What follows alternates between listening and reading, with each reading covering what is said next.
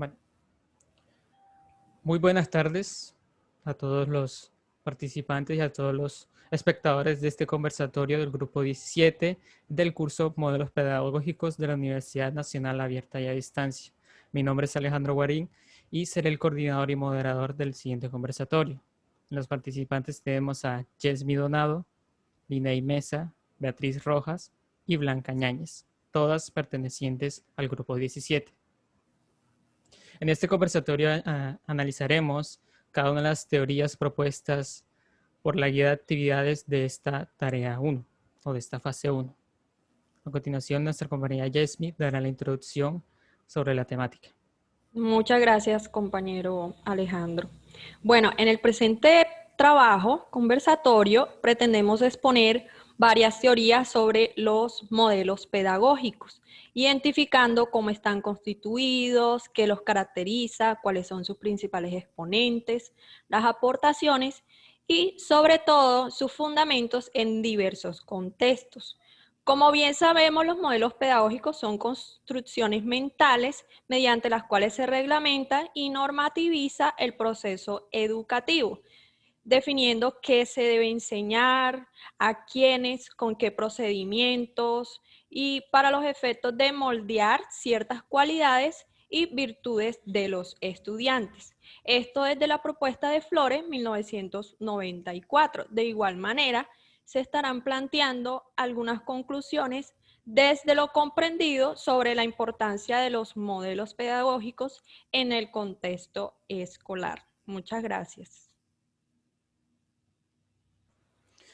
Muy bien, ahora nuestra compañera Linei va a dar la justificación a este conversatorio. Muchas gracias, muy buenas tardes para todos. Bueno, listo. Este trabajo que trata sobre los modelos pedagógicos educativos se realiza para educar a la sociedad en general acerca de la importancia que tiene la educación en nuestras vidas y las distintas maneras que se puede abordar a la formación y desarrollo del estudiante, gracias a las diferentes estrategias metodológicas que comprende cada modelo, pues cada uno de estos tiene algo que rescatar y resaltar en la vida de la escuela, ya que cada uno de esta pedagogía responde a las necesidades del contexto en el que se desenvuelven los estudiantes. Por tal motivo, vemos en este trabajo la oportunidad de concientizar a las personas para que la labor del maestro tenga otro sentido en la sociedad y pueda contar con las herramientas necesarias que le permitan trascender en la sociedad y la vida del estudiante. Perfecto.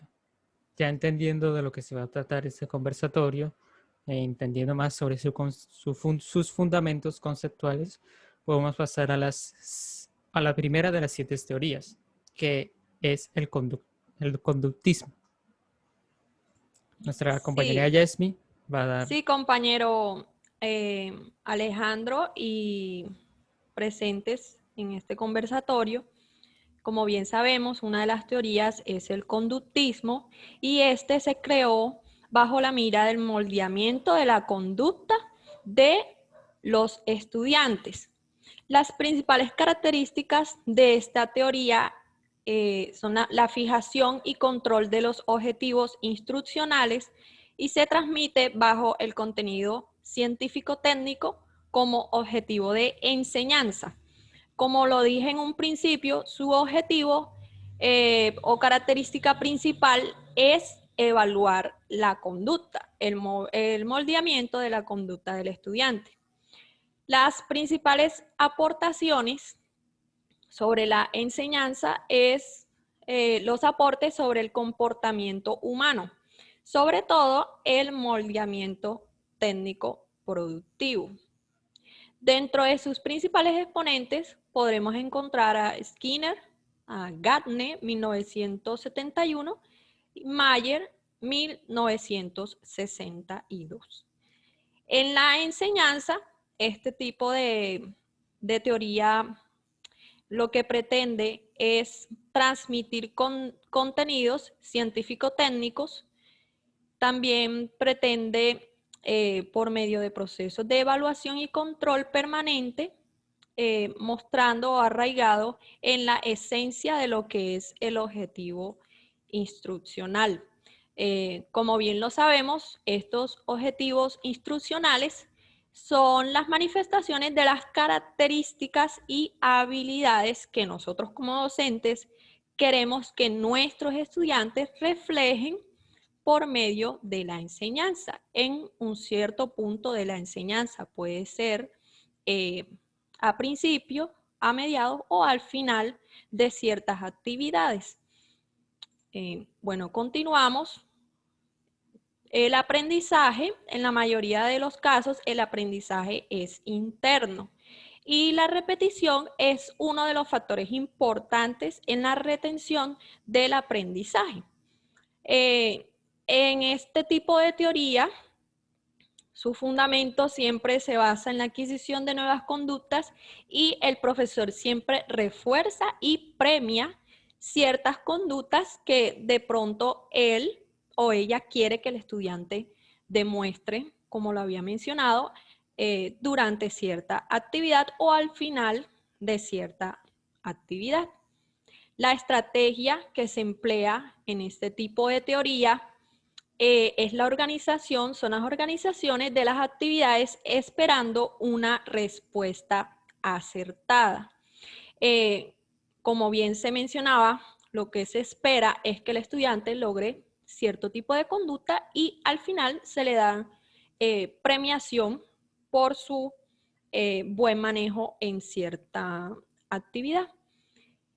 Se utilizan métodos que reflejen la conducta del actor, ¿sí? Lo que se busca en esta teoría es que el estudiante refleje ciertas cualidades o características que nosotros como docentes queremos que ellos se basen sobre la actividad propuesta y de esta manera nosotros podamos anticipar o prever ciertas situaciones que a futuro nosotros como docentes podríamos mejorar. En la evaluación, lo que se pretende es verificar el programa, controlar el proceso permanente, donde se evalúa la conducta del estudiante mediante el impulso de las actividades. Hasta el momento, este podría ser mi aporte. Más adelante estaré con ustedes. Muchas gracias. Muy bien. Si alguno de los demás compañeros quiere añadir algo, es el momento. Bueno, pues, Al parecer no. Yasmi, Sí, bueno, yo tengo un punto importante también en el momento de la evaluación, ¿cierto? Porque muchas veces como nosotros como maestro, ¿cierto? Es como lo más importante al momento de evaluar un estudiante. Entonces, lo que yo leí es que para este enfoque conductista, no importa cómo es que el estudiante lograron el aprendizaje, ¿cierto? Lo importante son las notas obtenidas. Nuevamente, el logro de objetivo es lo primordial. Obviamente, lograr la transmisión de conocimiento también lo es, pero en este caso no completa, o sea, no contempla la manera de llegar a él o la influencia de aspectos psicológicos, ¿cierto? Como dice nuestra compañera Yesmi, ¿cierto? Lo que importa aquí es la conducta de los estudiantes, más no los logros que ellos adquirieron durante su aprendizaje. correcto. Y añado aquí un punto, es que se deja en este enfoque conductivista, se deja a un lado lo que son las competencias, algo que los modelos pedagógicos y las estrategias de aprendizaje se toman muy en serio hoy en día y simplemente se basan en ese desarrollo de habilidades educativas enfocadas a su personalidad, a su conducta y en opinión de muchos educadores puede ser muy superficial ya porque no se siente que el estudiante está siendo competente, está desarrollando, digamos, que alguna habilidad cognitiva, por lo menos a la percepción de muchos educadores, y puede ser un poco similar a lo que es el enfoque de evaluación de la teoría sociocultural. Sí, compañero, así es. Correcto. Yo quisiera aportar algo, o sea, como, lo que pasa es que en el tiempo de antes, pienso yo, ¿no?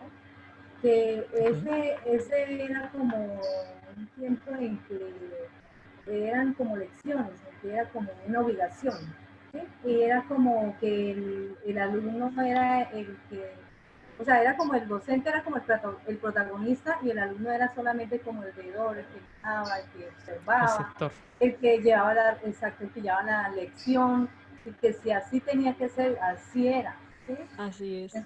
Porque yo digo, pues por la edad que tengo, que yo me alcanzo a acordar que en ese entonces no es como ahora, ¿sí? Que ahora usamos mucho lo que son metodologías de TICs, de cosas nuevas, ¿sí? Antes no, Correcto. antes tenía que aprender o tenía que aprender. Digo yo, ¿no? Sí, el docente solamente era como transmisor de conocimientos y el alumno solamente receptor de De ellos. receptor, No sí. se dejaba que el estudiante expresara más sus ideas, sus opiniones. Correcto. Es lo que se llama memorización o pedagogía tradicional. Sí, a través de la Tradicional. repetición, sí, sí. Correcto. Algo que está cambiando ahora. Sí, Es que sí. sea, no me gusta ese modelo. Me parece bien. Bueno, ya tocaremos a tema los demás y veremos cuál nos gusta más. Ya. Siguiendo con la teoría del constructivismo, nuestra compañera Beatriz va a hacer sus aportes significativos al tema. Compañera.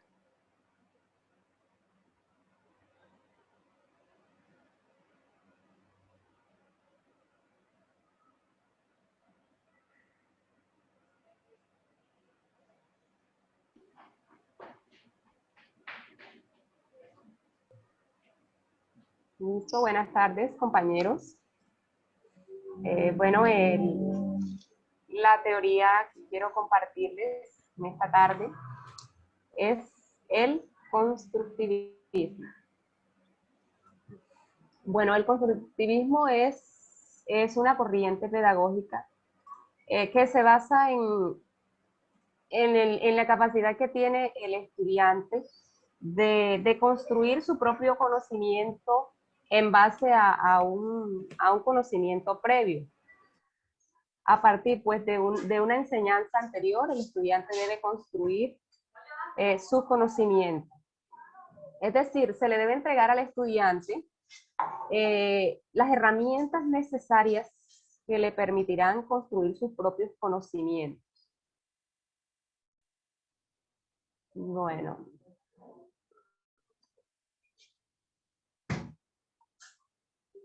Bueno, principales características. El principal objetivo de esta teoría es el aprendizaje. Este brinda contacto con diversas representaciones de la realidad y se construye el conocimiento en su reproducción. Principales aportaciones. Permite el desarrollo de habilidades cognitivas y garantiza el aprendizaje significativo. Los principales autores de esta teoría son Jean Piaget y Vygotsky. Son los principales exponentes de esta teoría. La enseñanza en esta teoría se enfoca en proporcionar la información al aprendiz, suficiente información de manera que él pueda investigar por sus propios medios y construir su propio conocimiento. Muchísimas gracias. Muy bien, gracias a usted, compañera Beatriz. Si alguno de los demás compañeros quiere añadir algo, es el momento.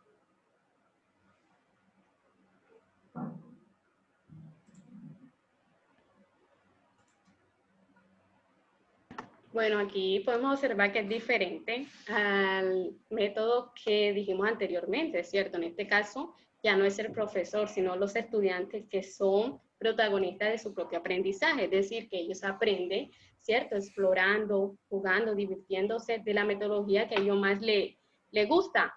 En cambio, ¿qué tiene que hacer el profesor? El profesor solamente tiene que orientarlo, guiarlo, ¿cierto? Para que logre el aprendizaje significativo. Entonces, ahí vemos la diferencia de estos dos modelos pedagógicos.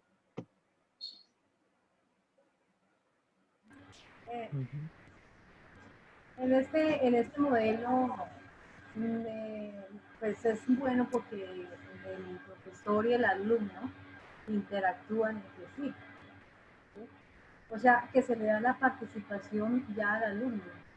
O sea, es como que nace un nuevo modelo, que ya entramos a una nueva década, puedo decir. Y pues me gusta mucho, claro, porque y también el currículo, todo es diferente. Yo estuve mirándolo, estudiándolo y es uno de los, creo que es uno de los modelos más interesantes que tiene el modelo pedagógico. Sí, así es. Yo pienso que hoy día la importancia es esa, que el propio estudiante desarrolle su propio conocimiento mediante las herramientas que nosotros como docentes les brindemos a ellos. Y este proceso también es muy, muy bueno porque se agilizan también sí, diversos procesos en el aula de clase y se pretende que el estudiante tenga o desarrolle el aprendizaje autónomo y significativo mediante experiencias previas. Los estudiantes pueden en el aula de clase desarrollar conocimientos nuevos. Entonces sí me parece también una teoría muy interesante para aplicarla. Correcto, Así es, Yesmi. Sería, y lo que decía nuestra compañera Liney, que se diferenciaba un poco de lo que era la teoría del conductivismo, en el caso de que ya el autor principal vendría siendo el estudiante, que puede desarrollar esas competencias de las que había mencionado anteriormente, y marco mucho el tema de las competencias porque es un factor de tanto de evaluación como de un aprendizaje significativo, que ya lo veremos más adelante, que el estudiante pueda desarrollar por sí mismo esas habilidades, ¿cómo por decirlo? Esas capacidades, esas aptitudes y esas actitudes de las cuales el docente ya reflejará en su currículo, en su sílabus, pero que siempre va a remarcar una gran importancia en el estudiante porque puede motivarlo a seguir aprendiendo, a seguir estudiando, y puede de verdad cambiar radicalmente la actitud y las capacidades del estudiante dentro del aula.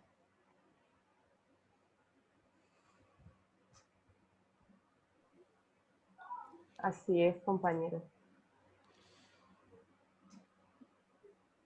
Quería agregar algo respecto a esta teoría, que comparada con la anteriormente vista, aquí el estudiante muestra gusto por la lectura, mientras que en la teoría anterior el estudiante estudia por obligación.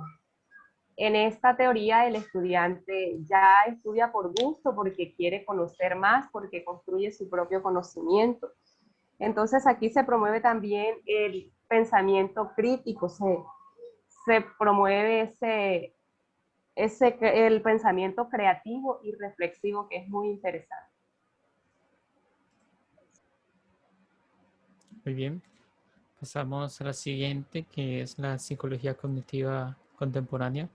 Nuestra compañera Liney va a dar los aportes significativos del tema. Compañera.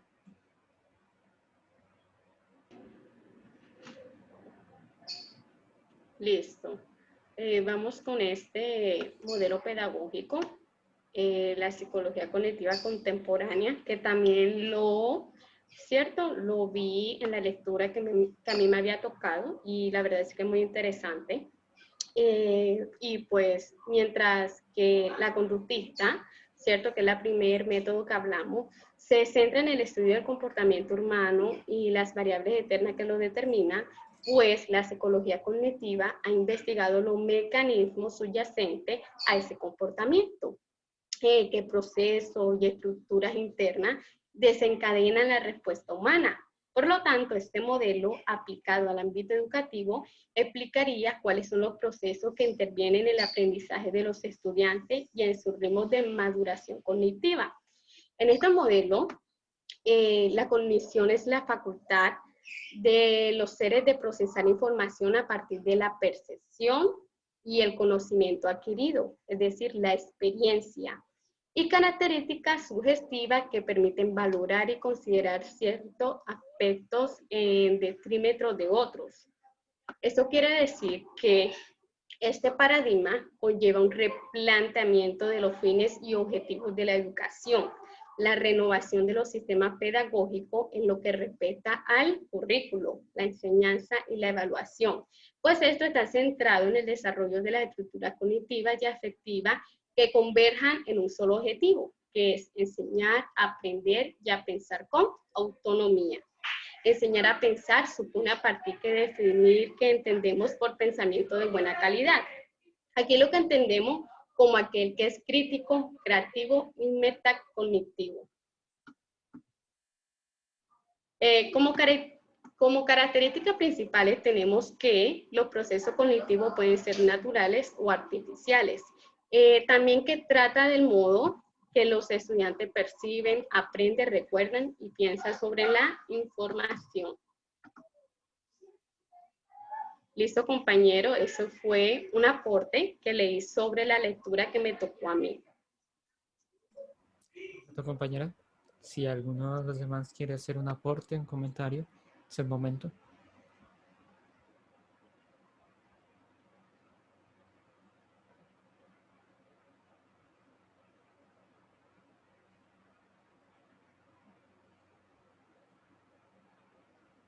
Bien. Bueno, esta teoría también es muy importante y es una de las teorías que también considero que deberíamos de tener en cuenta nosotros como docentes en formación en el aula de clases.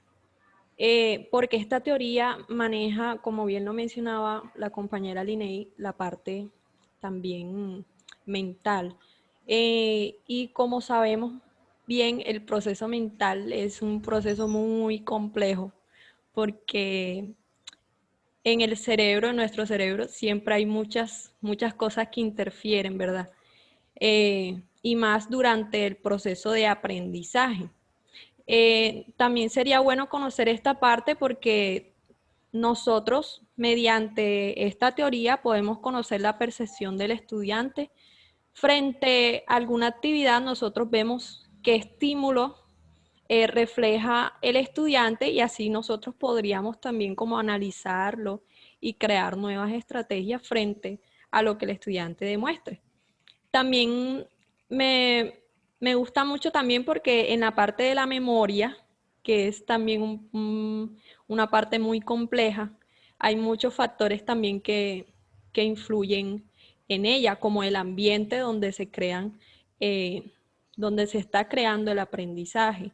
Sería bueno también tenerlo en cuenta durante el desarrollo de nuestras clases, el ambiente donde desarrollemos las actividades para que el estudiante se sienta más a gusto y desarrolle así su proceso mental como razonamiento también ante las actividades que se desarrollan, cuál es su entendimiento sobre lo que se está evaluando, cómo puede de pronto el estudiante ampliar esos conocimientos, ya para los estudiantes que son, claro está, de cierta edad, ya ellos pueden desarrollar su propio proceso mental. Para los estudiantes que son más pequeños, ya sí es un poco más complejo, pero también hay ciertas actividades que nosotros podríamos desarrollar con ellos para ver cómo está su proceso cognitivo. No sé si alguien más.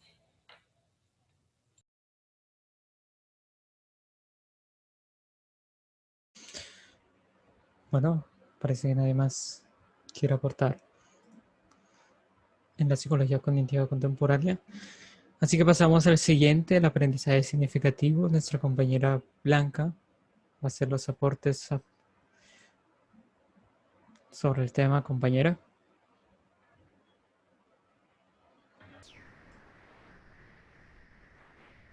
Bueno, en el aprendizaje significativo tenemos a uno de los principales actores, que es el autor David Usbel. Hay unas ideas muy importantes, muy especiales, que es el aprender a proponer y diseñar acciones organizacionales previas a la clase, previas a lo que se va a enseñar. Los alumnos se relacionan con los contenidos, en las características. Ese es un modelo didáctico. Me gusta este modelo, que es un modelo didáctico, un modelo que se aprende a conocer tanto teorías como el contexto y todo lo que se va a enseñar. O sea, el estudiante tiene la oportunidad de conocer previamente antes qué es lo que va a aprender. Pues los alumnos se relacionan cognitivamente con los contenidos, eso es. ¿Qué me aportan? Dice que aquí nos aporta a tener unas ideas previas. Este es uno de los principales aportes de este modelo pedagógico. Nos enseña el estudiante, nos enseña aquí que se establece nuevas relaciones entre conjuntos de conceptos. ¿Sí? Es una relación de conjunto de conceptos. En el aprendizaje, aquí se enseña a interactuar entre docente y estudiante, que es lo más importante, ¿no? Estábamos hablando, como decía la compañera, que decíamos nosotros en el aprendizaje, en el modelo constructivista. En las estrategias, aquí vemos al estudiante activo que aprende significativamente.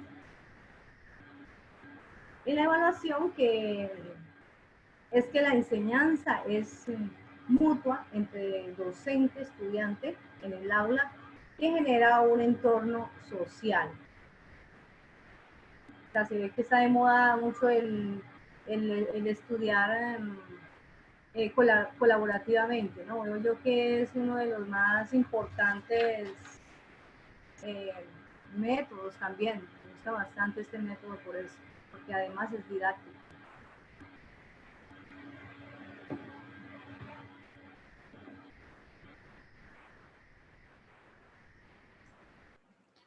Muy bien. Agregándole comentario, enfatizando más sobre lo que es el aprendizaje colaborativo, y es que con los diferentes cambios culturales que la humanidad ha pasado, se ve que se aprende, bueno, se evidencia que se aprende mejor estando en colectividad, estando en sociedad. Así, pues, es en parte lo que trata un poco el enfoque histórico-cultural, lo hablaré más adelante.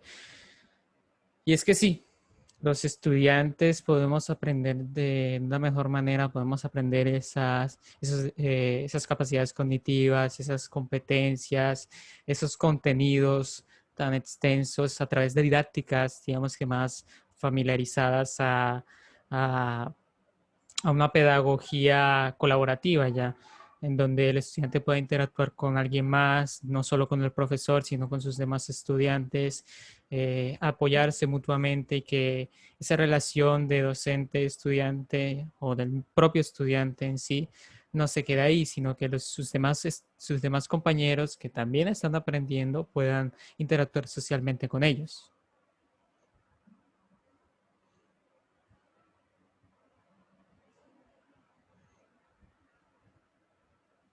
¿Alguien más quiere hacer algún aporte?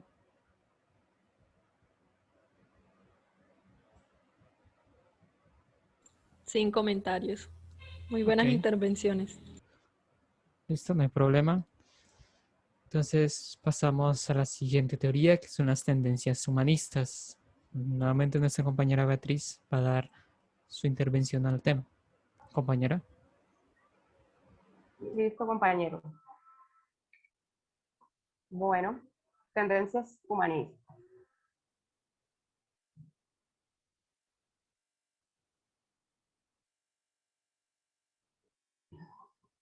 Muy largo este concepto. Bueno, la teoría humanista se basa en una relación de respeto con los alumnos.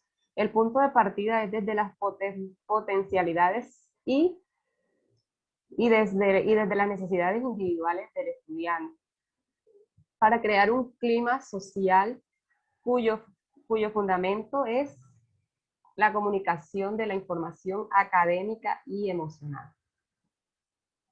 Las principales características. El docente es un facilitador de la capacidad potencial que tiene el estudiante para su autorrealización, y las actividades deben fomentar el autoaprendizaje. Las principales aportaciones, restauración histórica de las disciplinas que facilitan el conocimiento, se resalta el espíritu humano y desarrolla saberes liberales. Principales exponentes, Carl Rogers, Abraham Maslow y Hameck. Bueno, la enseñanza. El ideal es preparar un ser pleno física, ética, estética, intelectual y religioso. El aprendizaje. El concepto de aprendizaje es como una investigación o un proceso de la misma. Estrategia. La estrategia se da en 3 momentos. Momento inicial, organización de las actividades. El segundo momento es el intercambio basado en el trabajo metodológico por los niveles. Y el tercer momento es la actividad de promoción de salud. Muchísimas gracias. Gracias a usted, compañera. Nuevamente es el momento de alguna intervención por parte de los demás participantes. Ok, yo en este modelo pedagógico leí una característica. La característica dice así: el profesor debe partir siempre de las potencialidades y necesidades individuales de los estudiantes y con ello crear y fomentar un clima social fundamental para que la comunicación de la información académica y la emocional sea exitosa. Listo. Tal cual como lo dije, suena muy interesante, ¿cierto? Porque muchas veces nosotros como docentes impartimos los contenidos y toma, que se lo aprenden los estudiantes, sin saber qué intereses tienen ellos. Entonces, en este caso, ¿qué nos quiere decir este modelo? Que busquemos los intereses de los estudiantes. Listo, si el niño quiere aprender cómo pescar, ¿por qué nosotros no se los vamos a poder enseñar? Entonces, primero, conocer que quieren aprender los estudiantes, tenemos que verlo, conocerlo, para nosotros poder impartir esa clase y llevarlo a un aprendizaje significativo.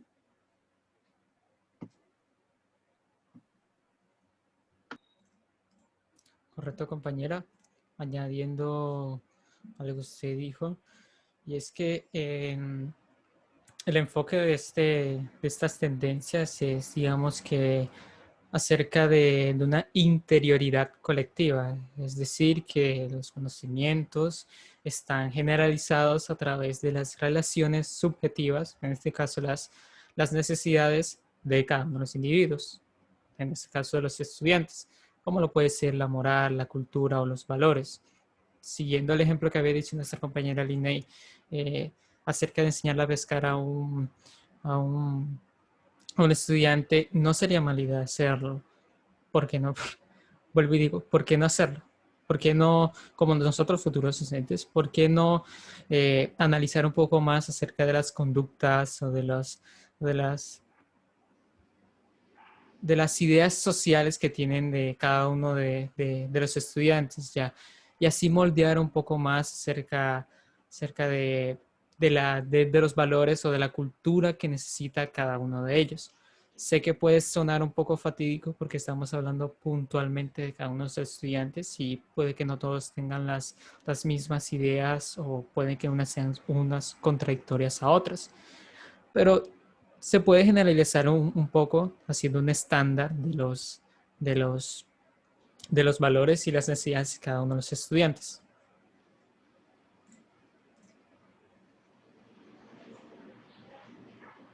Sí, yo pienso que podríamos hacer una apropiación de esta teoría en tanto que aún no logremos quizás eh, desarrollar ciertas habilidades en los estudiantes, porque a veces resulta muy tedioso, ¿no?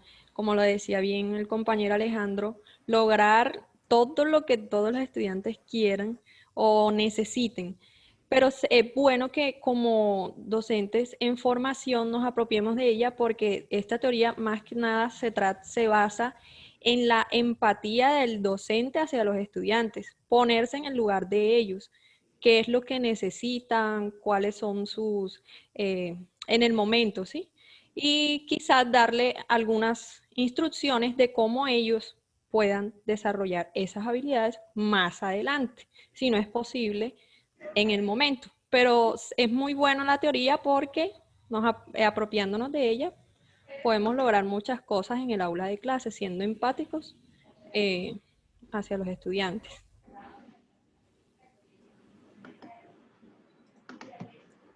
Muy bien, compañera.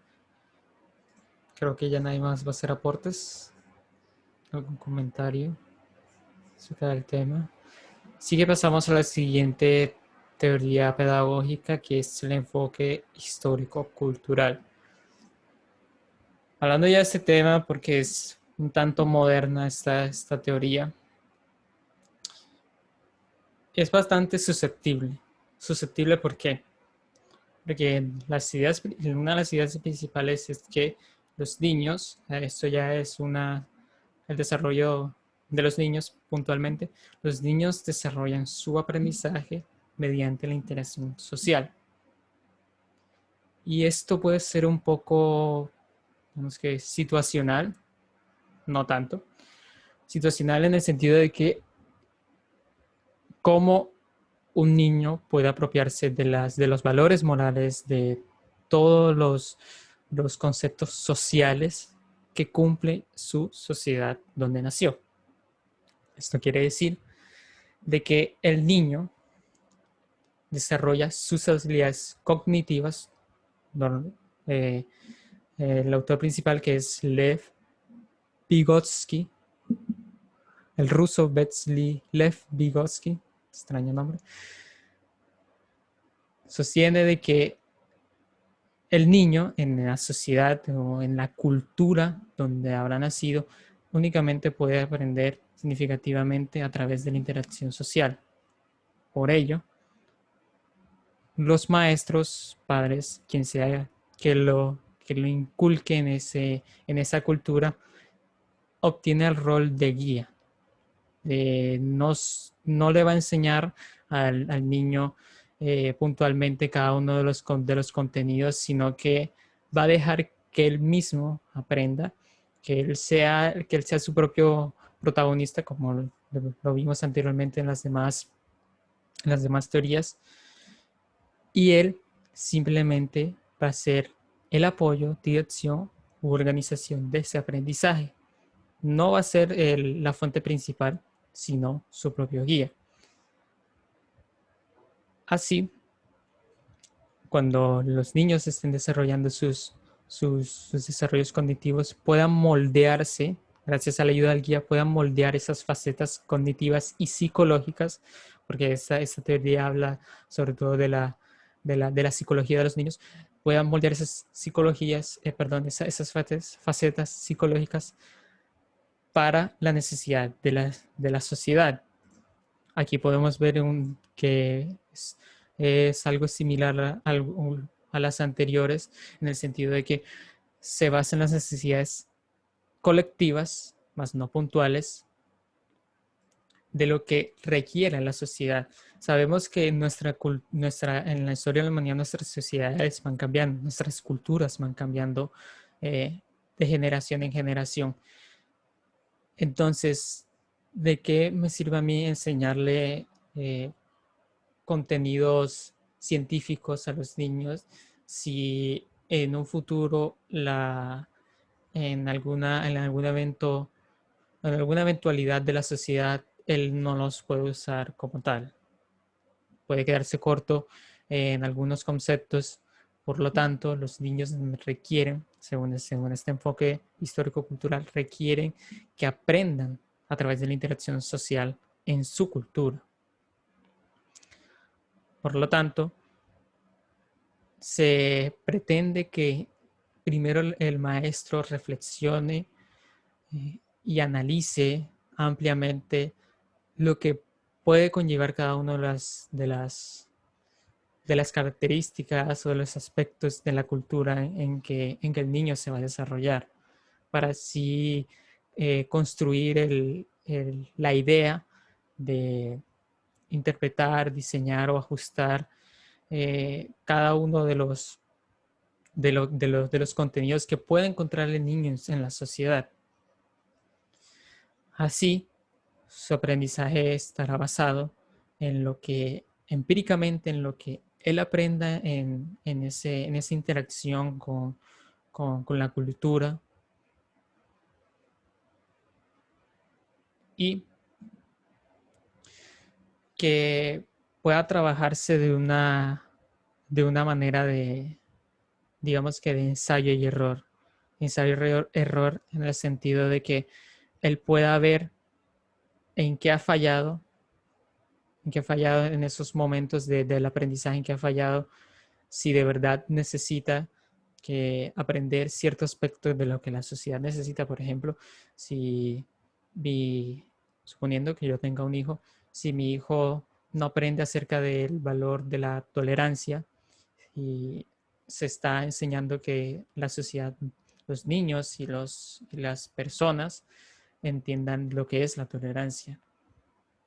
Si mi hijo no aprende eso, o puede que en algún momento de su aprendizaje no haya sido tolerante, ahí es donde se debe corregir, ahí es donde el maestro entra como guía a corregirlo. No como tal corregirlo de lo que puede ser un poco arcaico, de golpearlo y eso, sino corregirlo instruirlo en el camino que necesite. Así su evaluación, por lo tanto, su evaluación será un tanto cualitativa en el sentido de que pueda manejar cómo maneja su conducta, perdón, y cómo desarrolla esas actitudes y pronto actitudes de las que la sociedad necesita.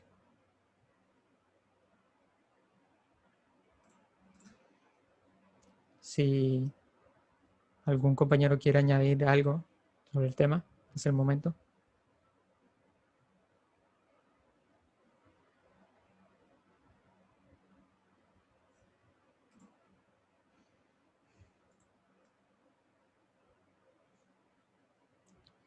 No, señor. Muchas gracias. Perfecto. Entonces, terminamos con la última teoría, la teoría de la modificabilidad estructural cognitiva. Nuestra compañera Linei va a hacer los aportes al tema. Compañero. Listo, la teoría de la modificabilidad estructural cognitiva.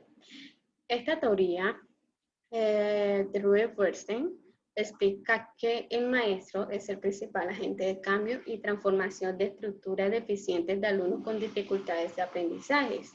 Para ello debe estar dado de formación cognitiva, metodológica y ética humanista. Los principios básicos de este método son que los seres humanos son modificables. Otra sería que rompen con las costumbres genéticas internas y externas. El individuo específico con el que estoy trabajando es modificable. Yo soy capaz de cambiar al individuo. Yo misma soy una persona que puede y tiene que ser modificada. Y la última es que la sociedad también tiene y debe ser modificada.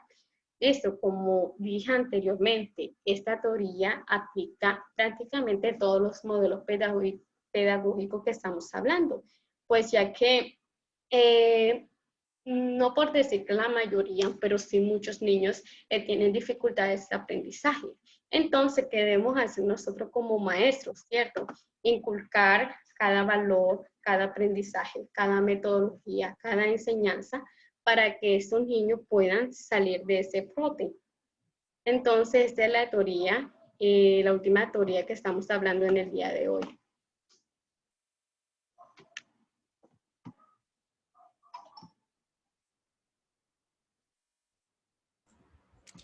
Muy bien. Si alguien quiere hacer algún aporte acerca de esta teoría, es el momento de la última teoría. No, todo está claro hasta el momento. Perfecto. Entonces, ya habiendo hablado cada una de las teorías, habiendo entendido un poco más acerca de ello, y para terminar este conversatorio, cada uno de los participantes presentes va a dar su reflexión acerca de la importancia de un modelo pedagógico en el contexto escolar. Ya habiendo entendido el concepto de modelo pedagógico a través de las diferentes teorías mencionadas, sus características, evaluación y todo eso, daremos inicio. ¿Quién quiere dar su Bueno, reflexión? compañeros, muy buen conversatorio. Me pareció muy interesante hablar sobre estos tipos de modelos pedagógicos que nos servirán muchísimo en nuestra labor docente. Y también como nos hemos podido dar cuenta, estos procesos pedagógicos, aunque algunos son muy complejos, pero debemos hacer hincapié en la necesidad de comprender más a fondo los propósitos que están planteados en estas, ¿verdad? Y también como futuros docentes, romper con esos modelos tradicionalistas como lo estábamos mencionando. Ya esa parte tradicional ya es un poco obsoleta y la idea es que tratemos de ser transmisores de conocimientos, siendo empáticos con los estudiantes y no dictadores, ¿sí? Comprendiendo las necesidades del estudiante y trabajando sobre todo el aprendizaje autónomo y significativo en nuestros educandos. Muchas gracias. Gracias a usted, compañera Yesmi. Siguen.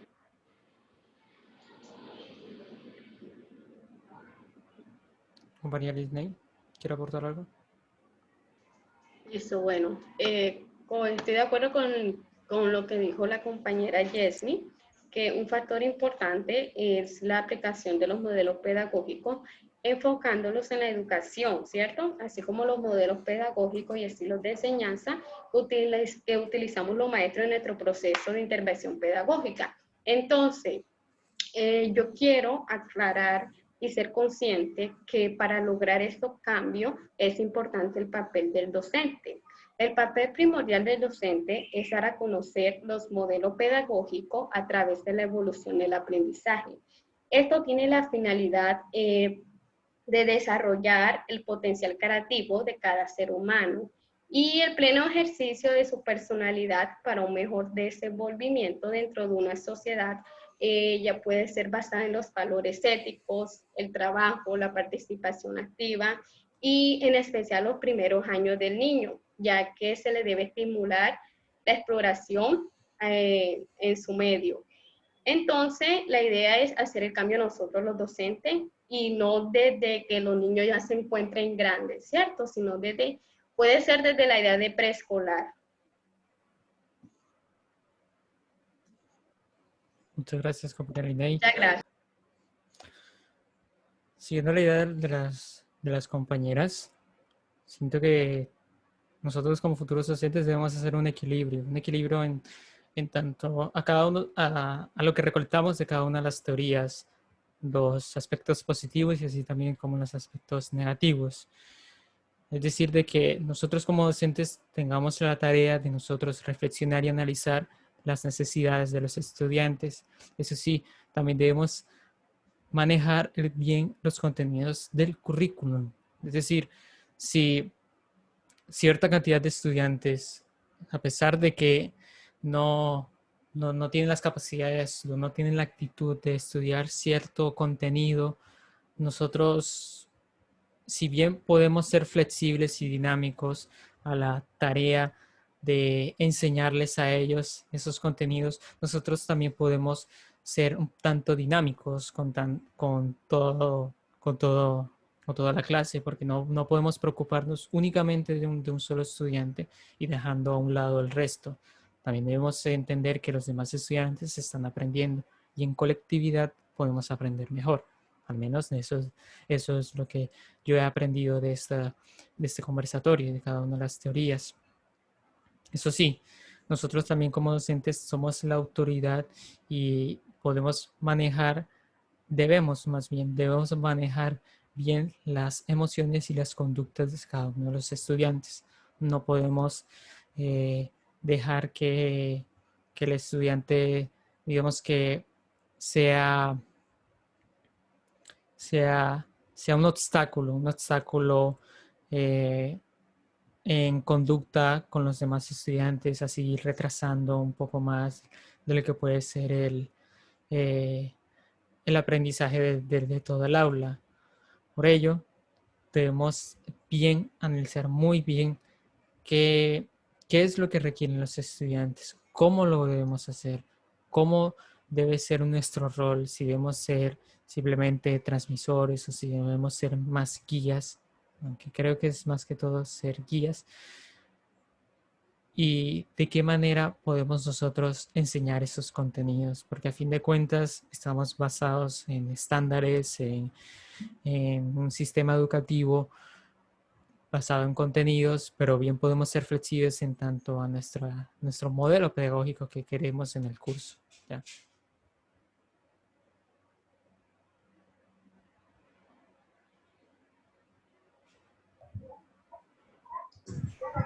Ok, compañero.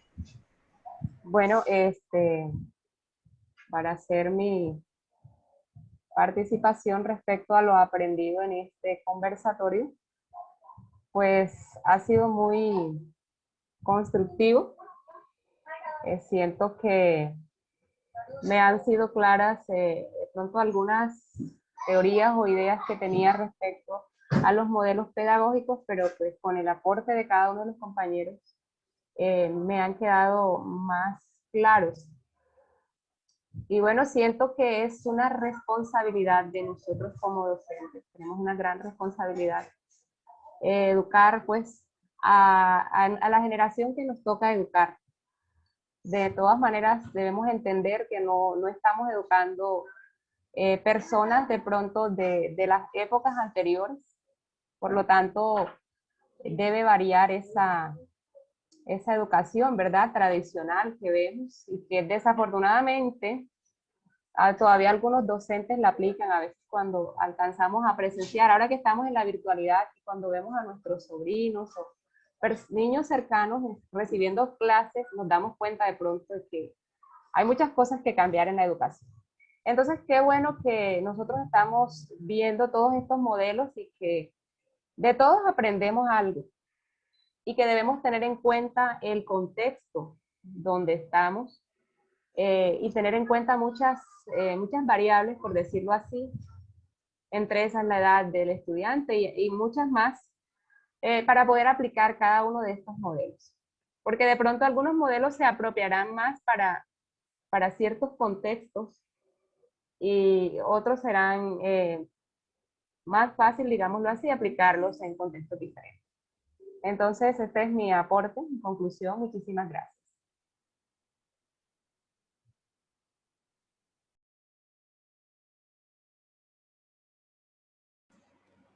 Faltaría la reflexión final de la compañera Blanca. Compañera. Bueno, yo pienso que con todos estos modelos pedagógicos hemos aprendido de cada uno de cómo puedes aplicar también a nuestra vida, ¿no? Como después de que tengamos nosotros la experiencia, pues vamos aprendiendo de ellos mismos, ¿verdad? Es con sus nuevas formas de aprendizaje tan efectivos, ¿no? Pienso yo que sí nos ha dejado buena enseñanza, empezando desde la transformación en el aula, ¿sí? Desde la transformación y la innovación, porque estos modelos pedagógicos nos han enseñado eso, la transformación de estos nuevos modelos pedagógicos a partir también de las ciencias. Es muy importante. ¿Verdad?